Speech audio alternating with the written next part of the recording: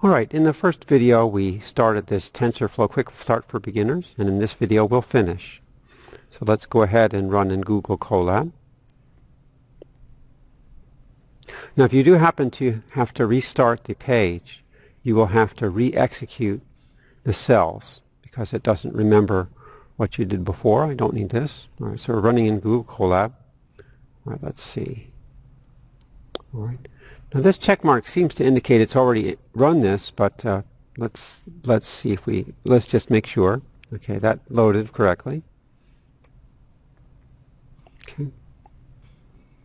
All right, so we have this. Now remember what these mean. Here you have the training set and testing set, and you're changing the ranges so they go from 0 to 1 instead of 0 to 255. We talked about that.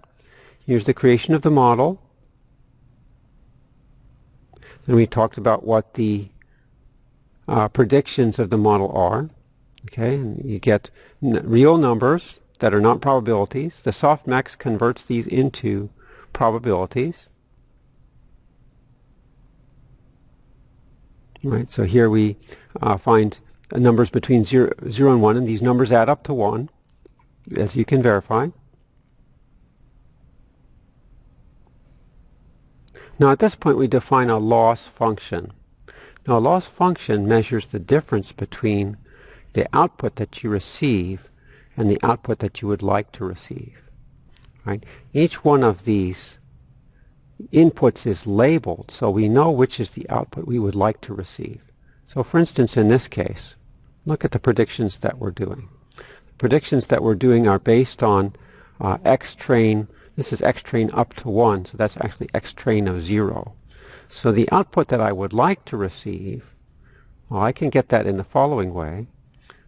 Look here, I can go to plus code and add a code cell, and I can print y train. So I want to print the y value corresponding to this x value. I'm sorry. Okay, let's run this. And y train is 5. So in fact, the correct output for this model, the correct output for the logits here would be a 1 on 5, because 5 is the correct value. Now in this case, since the model is not trained, it really can't tell that the image is a 5. So we want to compute the difference between this 1 and these numbers here. So let's take a look and see how to do that. Now in this case, our observed output was here, and the correct class was 5. So let's go here. Observed output is here, and the desired output was this, because we want a probability 1 on the correct class. All right, so how would you measure the difference between these two? Now you might say these are two vectors. So you simply take the distance between the two vectors. It turns out that's not the best way to do it. The problem then is that the distance between these two is quite limited. It's going to be less than 1. And we want something that is sensitive to the difference. The difference between this probability and this probability is quite big. I mean, it's really not a very good approximation. So we would like this to have a large loss. Okay. Now, the important thing here is the difference between the 1, which is the probability that the actual number is 5, and the estimated probability of 5, which is this. So let's focus in on that. And the way it's done, actually, is to take the negative logarithm of the output probability. All right. So in this case, the output probability was 0.12199. So you would take the negative logarithm of this, and that's something like, it's something like about 2, I think. 2.3, something like that. You can do the calculation yourself. Now why do you take the logarithm? Well, if this number was 1, the logarithm of 1 is 0. That's 0 loss. That's good. Right? Now if this number was 0, then the negative logarithm would be infinity. 0 is a very bad approximation to 1. If you know that the value is 5, and you have a probability of 0 of getting 5, that's a pretty bad approximation. So in fact, if you do it this way, the loss is scaled from 0 to infinity. So very inaccurate probabilities lead to very large losses. So that's why you use this logarithm instead of just taking the difference between distances. All right, so this is a way of measuring how inaccurate your probabilities are. Now the reason you need a way to measure how inaccurate your probabilities are is you need some way during the training process to adjust your guesses.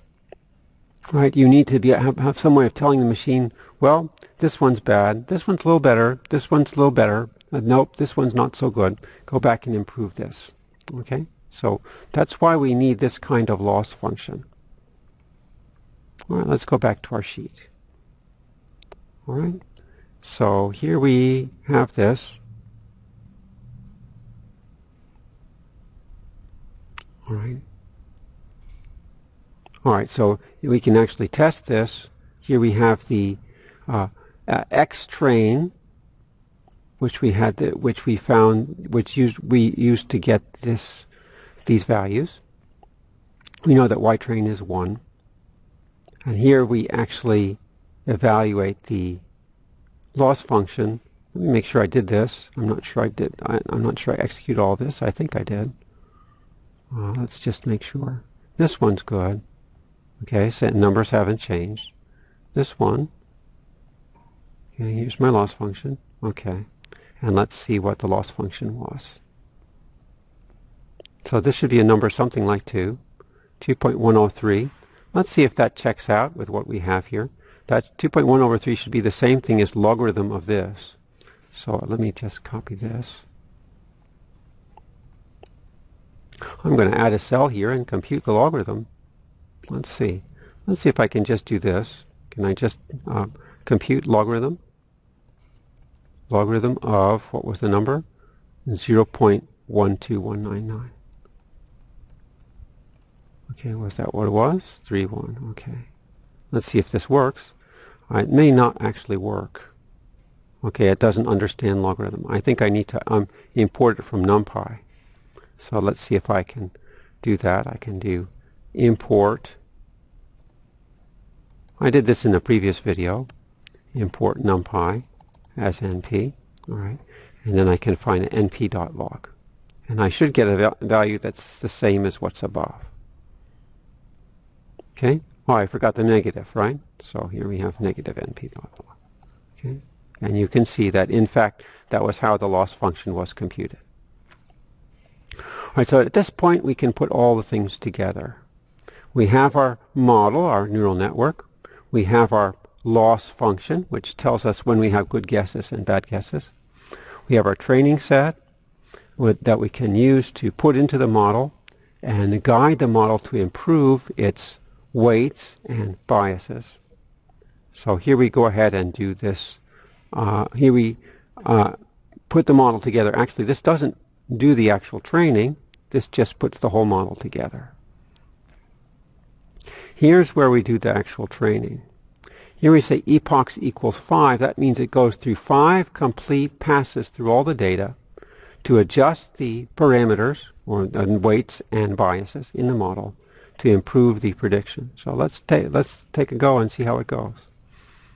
All right. All right, now see what's happening is that the accuracy is improving. All right, this accuracy is even better. All right. Okay, so it's training and it's improving its accuracy.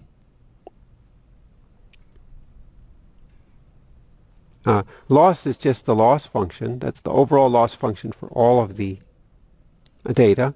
Accuracy is just the percentage of times that it's right.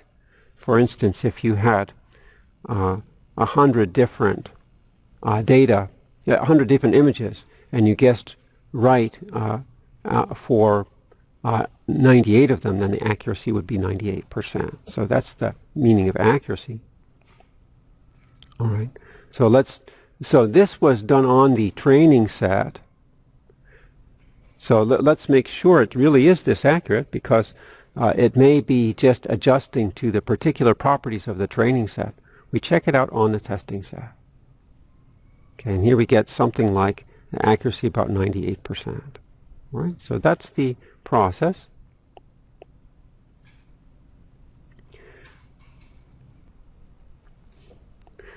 Okay, now this remaining part about probability model is not important, so let's stop here. In the next video I'll show you how to do this in your own Google Drive so that you can share and save your results and you don't have to keep going back and reloading from the web page. All right, that's it.